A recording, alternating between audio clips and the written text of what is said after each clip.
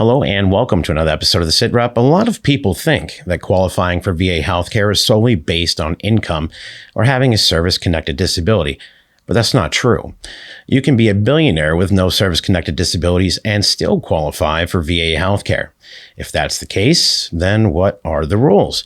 Well, I've got a cheat sheet that explains it all, but before I dive into the details, do me a favor and hit that like button and subscribe, which helps the SITREP in its mission of connecting veterans with the benefits they have earned and deserve. So, determining whether you or someone you know qualifies for VA healthcare may seem difficult and confusing, but it's actually pretty simple, and it all starts with VA's list of priority groups. When a veteran enrolls in VA healthcare, they are placed in one of 8 priority groups, which were established through legislation and are intended to ensure veterans in need get the care they deserve. But check this out. If every single veteran is placed in a priority group based on what made them qualify for VA healthcare, then you can flip it around and also say VA's list of priority groups is the de facto cheat sheet for who qualifies and who doesn't.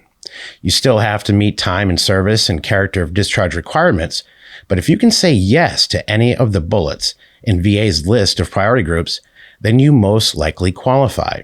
For instance, if you have 50% VA disability or higher, VA has deemed you unemployable, or you are a Medal of Honor recipient, then you fall into priority group 1. If you have 30 to 40% VA disability, then you fall into priority group 2. If you are a former POW, were awarded the Purple Heart, were discharged for medical reasons, have a 10% to 20% VA disability rating, or fall under Title 38 U.S. Code 1151, then you fall into priority group 3.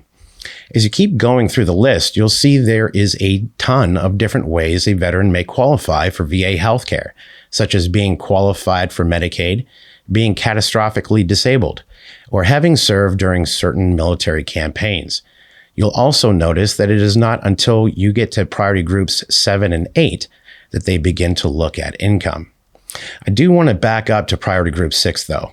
In priority group 6, it states, we may also assign you to priority group 6 if you were exposed to toxins or other hazards during military service at home or abroad.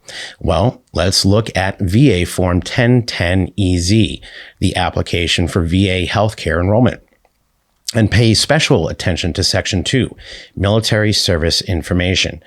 Toward the end of this section, they list out different toxins and exposures that may qualify you for VA healthcare. These include burn pits, asbestos, oil well and sulfur fires, pesticides, herbicides, contaminated water, radiation, and much more. So there you have it, folks. Determining who qualifies for VA healthcare is as simple as scanning through VA's list of priority groups. And if you can say yes to any of the bullet points and have the required time and service and character of discharge, then you most likely qualify for VA healthcare. To learn more or to apply for VA healthcare, visit the video description below or call 1-800-MY-VA-411. As always, thanks for watching and be sure to hit that like button and subscribe so you don't miss out on future episodes of the SITREP. Hey everyone, connecting with your benefits is our primary mission, and the SITREP offers more options than ever. Subscribe to our email newsletter, subscribe to our podcast, or subscribe here on YouTube. For details and links, check out the description below.